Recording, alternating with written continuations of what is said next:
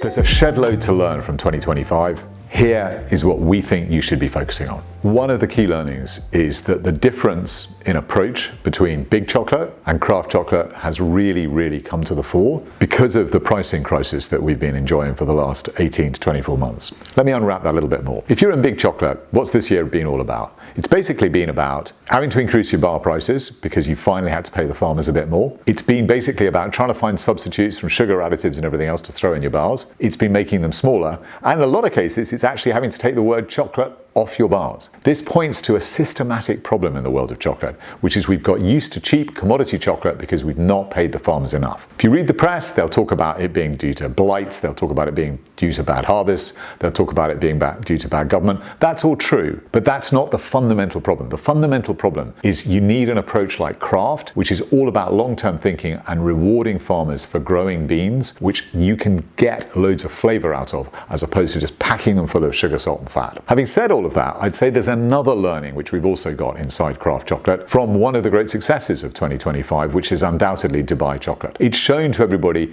that actually people will spend, as Jen puts it, $25, $30 on a bar. They're not necessarily spending it on the bars we'd like them to, but they at least show you the importance of marketing and the importance of story, which is what craft chocolate is just so brilliant at. We've just got to get even better at it. Another tailwind, which I think has been helping us, is if you go to a supermarket now and you look at what's being sold, it's 70%, it's even 80, 85%. So people are finally getting the message with sugar that less is more, and they're finally getting the message. The next message we want them to get, and this has got to apply as well to things like the Dubai bar, is you really want people to think that what you want to focus on is less processing, less junk, more flavor, and that's what Kraft is all about. So we've got to basically capitalize on these tailwinds and just keep pushing and keep doing more of that too.